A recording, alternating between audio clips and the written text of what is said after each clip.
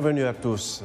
Vague de coups d'État et conflits dans le Tigré éthiopien et dans l'est de la RDC.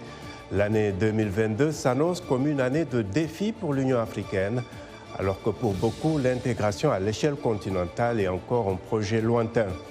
Le président congolais Félix Tshisekedi a passé le témoin à son homologue sénégalais Macky Sall, qui dirige désormais l'organisation pendant un an. Un agenda chargé pour lui alors que pour la première fois, 4 pays, le Soudan, le Mali, la Guinée et le Burkina, sont suspendus en même temps durant ces 12 derniers mois. La raison est la même, des coups d'État militaires. Ceci alors que le conflit en Éthiopie et les attaques djihadistes ont déplacé des milliers de personnes et provoqué une situation humanitaire inquiétante. Face à ces défis institutionnels et sécuritaires, s'ajoute celui de la lente montée en puissance de la zone de libre-échange continentale, ZLECAf, entrée en vigueur il y a un an. Avec nos invités, nous discuterons de ce qui attend l'Union africaine ces 12 prochains mois.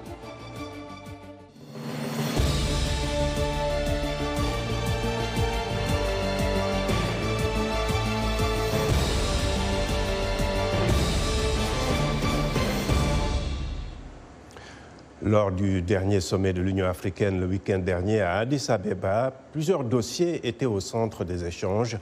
Parmi eux, l'accréditation controversée d'Israël à l'organisation, la pandémie de Covid-19 ou encore la multiplication récente des coups d'État sur le continent. On fait le point avec Arzouma Compaoré. Les dirigeants africains ont condamné dimanche sans équivoque la récente vague de coups d'État sur le continent, le dernier étant survenu au Burkina Faso. La militarisation du continent africain, c'est vrai, c'est un coup d'État en moins de 2 ans.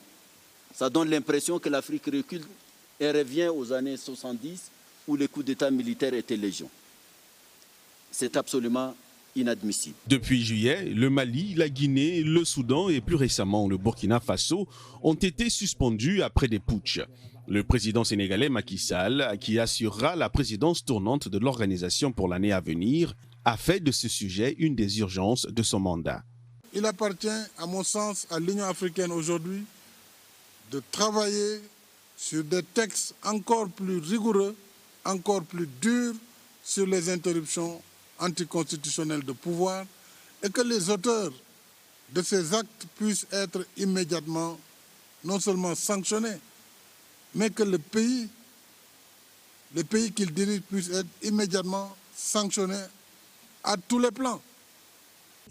Le commissaire de l'Union africaine aux affaires politiques, à la paix et à la sécurité n'a pas manqué d'évoquer la question des entrepreneurs militaires privés étrangers. Nous sommes également confrontés à une nouvelle menace, les entrepreneurs militaires privés étrangers, de même que les combattants étrangers et les mercenaires. L'autre sujet qui divise est celui de l'accréditation d'Israël au sein de l'Union.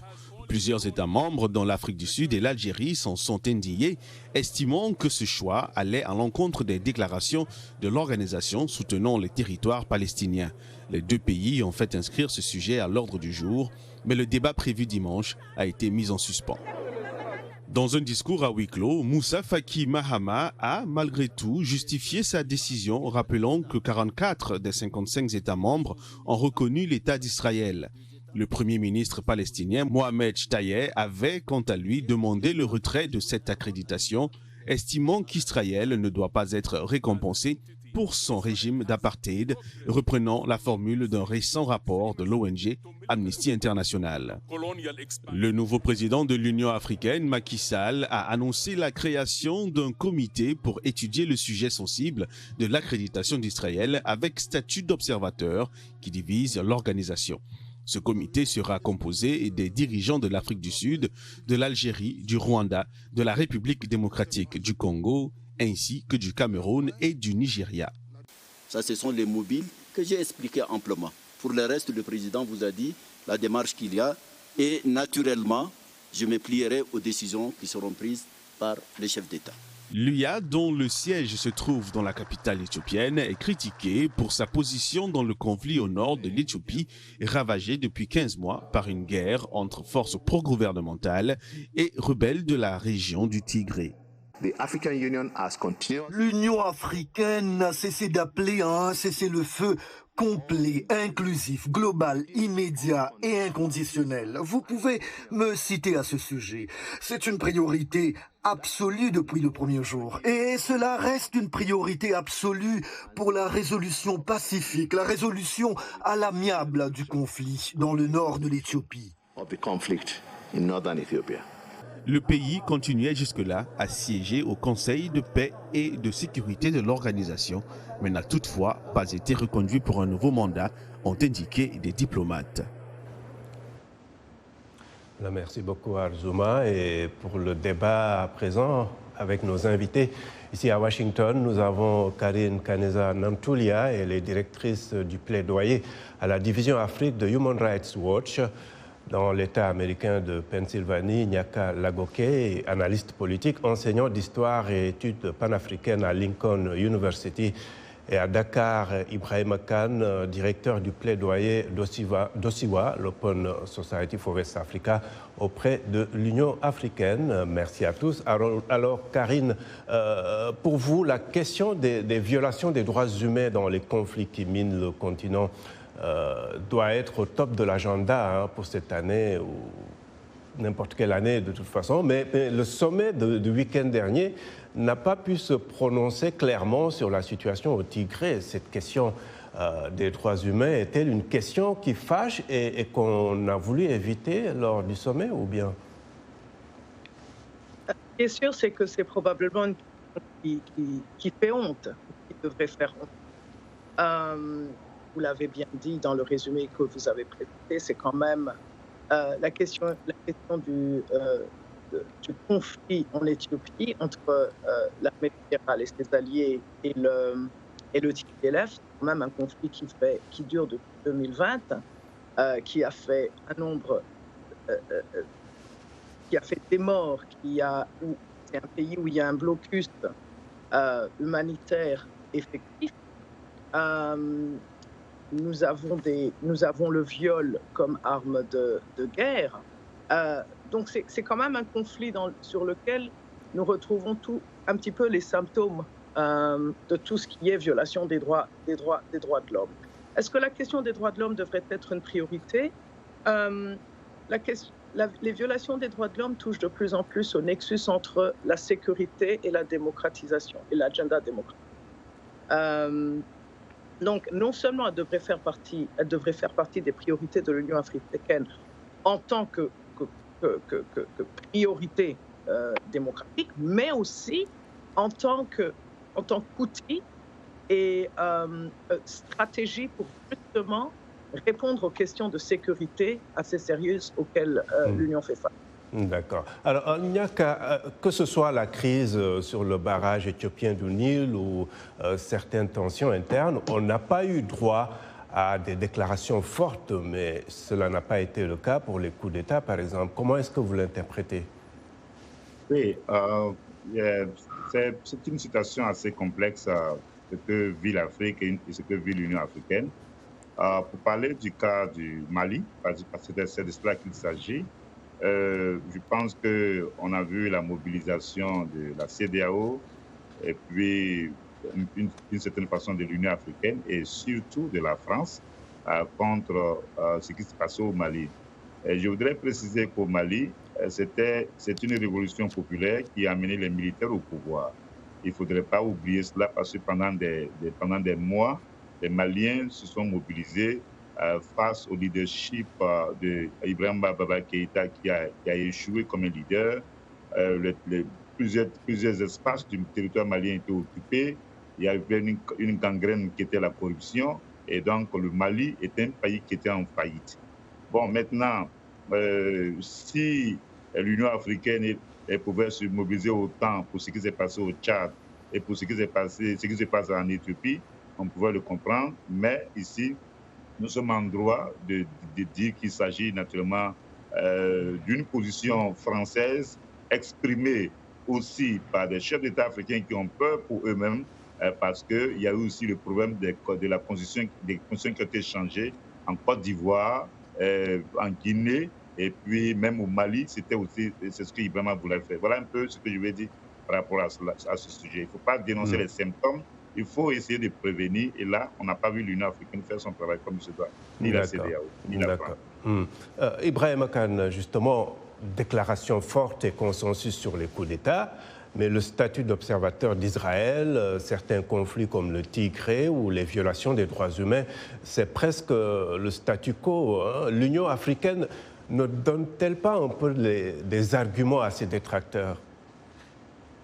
Oui, mais vous savez que les situations sont aussi complexes que différentes. Si vous prenez le cas de la question du statut d'observateur, ce n'est pas une question très difficile à résoudre. On a voulu prendre cette question comme étant une question simplement administrative, alors que c'est une question hautement politique. Accepter Israël alors que la lutte du peuple palestinien a toujours été au cœur de l'action de l'Union africaine, ça mérite une attention particulière de la part de la Commission de l'Union avant de prendre une décision qui peut avoir un certain nombre de conséquences. Et donc, le fait de repousser la discussion à la prochaine session, je pense que c'était juste factuel parce que le président en exercice était appelé à s'occuper d'autres choses pendant le deuxième jour de la rencontre, et c'est pourquoi on n'a pas pu traiter l'affaire de fond en comble. Mais je suis persuadé qu'on le traitera de manière adéquate la prochaine fois, et à ce moment-là, les esprits seront un tout petit peu apaisés parce que ici, c'était vraiment deux idées différentes de l'Union africaine qui s'opposaient. Une qui met l'accent sur la libre libération et une autre qui veut que l'on dépasse la question de la libre libération pour penser à autre chose. Alors, cette ligne de fracture que je viens de décrire, elle est existante au niveau de l'Union africaine. Et je pense que tant que les problèmes que nous aurons à régler seront des problèmes politiques fondamentaux, on retrouvera ce type de ligne de fracture. Et donc, ce qui m'amène à dire qu'un des problèmes de l'Union, ce n'est pas seulement la gestion, mais c'est de s'entendre sur la direction à prendre. De s'entendre sur la direction à prendre et comment aller dans une certaine direction en prenant en charge les problèmes africains. D'accord. Alors, Karine, l'une des raisons qui exacerbe ce sentiment des deux poids, deux mesures, c'est un peu le silence des institutions comme l'Union africaine lorsqu'il y a des changements constitutionnels à l'approche des élections. Nyaka en faisait référence un peu plus tôt. Alors, comment l'Union africaine et les institutions régionales doivent-elles s'y prendre? Je pense qu'elles devraient s'y prendre plus tôt, n'est-ce pas? En fait, il y a trois choses. Il y a trois choses sur lesquelles on devrait, à mon avis, on devrait se focaliser. La première, c'est que d'abord, reconnaître que l'Union africaine a des conventions, a des textes, a des standards réglementaires assez importants, des outils que l'Union a développés depuis une vingtaine d'années. Nous avons un acte constitutif, nous avons la Convention de Lomé, nous avons le cadre de Ezulwini, nous avons des textes qui réglementent certaines de ces crises. Mais il y a aussi un vide. Il y a un vide au niveau des textes par rapport sur la question justement de la légitimité, de la crédibilité des élections. Et ça, c'est une question qui est de plus en plus urgente. Ça, c'est la première chose. Donc, réagir de façon proactive avant, mais aussi avoir des textes et combler ce vide entre les conventions qui existent, par exemple la charte sur la démocratie, la gouvernance et les élections, à prévoir des mesures punitives. Et ça, cela demande un certain leadership, une certaine volonté politique que je pense mon frère Ibrahima a mentionné. S'entendre sur la direction, mais c'est aussi s'entendre sur les actes sur lesquels l'Union africaine, les États membres vont être d'accord, en fait. Justement. Par exemple, avoir justement un membre du Conseil de paix et sécurité dans lequel sévit, par exemple, qui gouverne un pays où justement il y a humanitaire, une crise des droits de l'homme profonde, mais qui quand même va faire partie du Conseil de paix et sécurité. Donc la question de l'éthique, la question du leadership avec des principes, en fait, qui gèrent ces... Oui, Karine, justement, je voulais aller un peu vers Nyaka. Quand Karine parle de charte, est-ce qu'on peut parler vraiment de charte unique pour les 54 pays en ce moment, lorsque les réalités, les histoires politiques des pays ne sont pas les mêmes? Sur quoi est-ce qu'il faut se mettre d'accord? Bon, je pense que ce serait peut-être difficile d'appliquer une charte unique, mais je crois qu'elle a quand même un point. En principe, elle est unique, mais... Oui. Je veux dire qu'elle a un point. De toute façon, pour moi, je vais aller au-delà de la charte. Je vais parler de la question de leadership. Et donc, s'il y a des documents qui manquent, il faudrait que, voilà, ce qu'on veut appliquer au Mali, que cela soit applicable aussi à d'autres pays. Ou encore, si un président africain dit que, en fait, si une constitution d'un pays dit qu'il faut 2 mandats, et qu'après les 2 mandats, un président change la constitution et qu'il y a eu des violations des droits de l'homme, comme cela s'est passé dans certains pays africains, comme en Côte d'Ivoire et comme en Guinée, on n'a pas vu l'Union africaine. Donc quand on vient maintenant pour aller dénoncer les coups d'État ou encore les révolutions populaires, parce que la réalité, et c'est ce que j'ai failli dire, c'est ce que j'ai failli oublier, nous sommes dans un contexte de renouveau du panafricanisme. Il y a un réveil qui a commencé depuis la Côte d'Ivoire, avec la mobilisation des Africains par rapport au procès de Gbagbo. On a vu les mobilisations des gens au Sénégal, c'est ce qui a mené Macky Sall au pouvoir. On a vu la même chose au Burkina Faso, Blaise Compaoré est parti. Et on voit la même chose aujourd'hui avec le Mali, qui parle de la CEDEAO des peuples, comme on peut naturellement parler de l'Union des peuples africains. Donc aujourd'hui, quand les leaders qui sont au pouvoir n'arrivent pas à comprendre tous ces processus révolutionnaires et qu'on veut se focaliser sur l'arrivée au pouvoir des militaires, qui est une conséquence dans certains pays comme au Mali, d'un processus révolutionnaire, alors que l'Union africaine a failli quand les gens changeaient les constitutions. Voici autant de questions que nous devons poser, et c'est par rapport à cela que nous intervenons. Oui. Alors, Ibrahima, justement, l'Union africaine qui suspend des pays, mais cela ne semble pas dissuader certains dans d'autres pays. On a vu la tentative récente de coup d'État en Guinée-Bissau le 1er février. Alors, en dehors des suspensions et des sanctions, comment l'Union africaine peut-elle aider à garantir la stabilité politique et institutionnelle sur le continent? Je pense que c'est par le leadership. C'est par le leadership qu'on peut arriver à faire cela. Et j'aimerais à cet égard parler de l'expérience de l'Afrique de l'Ouest dans ce domaine. Rappelez-vous, lorsqu'il y a eu des événements autrement plus compliqués que celles qu'on ne connaît actuellement dans la sous-région, il y avait eu une guerre civile au Libéria, il y avait eu une guerre civile en Sierra Leone. C'est le leadership du Nigeria à l'époque qui a permis d'en faire une affaire sous-régionale, gérée par la sous-région, sans demander à qui que ce soit de l'aide et de gérer le dossier jusqu'à la victoire finale, c'est-à-dire le retour à des régimes constitutionnels dans les 2 pays. Et cela s'était fait avec le soutien de l'Union africaine, mais grâce à la CEDEAO. Mais ce leadership-là n'existe plus sur le continent.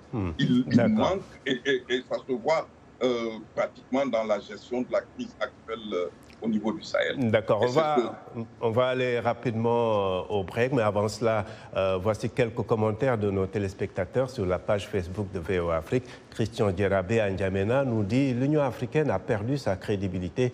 Elle légitime un coup d'État dans un pays et condamne un coup d'État ailleurs. C'est une injustice. » Arona Baldé à Dakar nous dit « À mon avis, le président Macky Sall a du pain sur la planche. Une Afrique de l'Ouest marquée par des coups d'État militaires et une Afrique de l'Est instable. La pandémie du Covid-19, les défis alimentaires et climatiques, les attentes sont nombreuses. L'UA doit définir un nouveau paradigme en commençant par lutter contre les coups d'État constitutionnels et la dictature. » Et puis, Excellence Kaba à Conakry écrit « L'Union africaine ne va pas dans la direction des pères fondateurs de l'OUA. C'est pourquoi elle souffre aujourd'hui dans son fonctionnement. » Merci de rester fidèle à VOA Afrique. Washington Forum revient après une courte pause.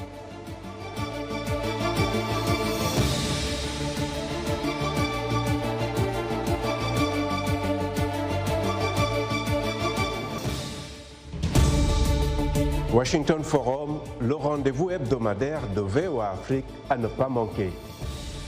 Chaque semaine, nous sommes ensemble pour 30 minutes pour décortiquer les grands sujets qui font l'actualité. Avec nos analystes et nos reporters, nous allons au fond des choses. Politique, économie, société, culture. Nous posons le débat et nos analystes sont là pour apporter l'éclairage. Washington Forum, c'est aussi vous, le public. Vous pouvez participer en réagissant au thème de la semaine sur nos réseaux sociaux. La rédaction de VOA Afrique vous donne rendez-vous sur ses chaînes partenaires, son site voafrique.com et sur ses plateformes numériques pour prendre part à ce forum réalisé dans nos studios à Washington. À très bientôt dans Washington Forum.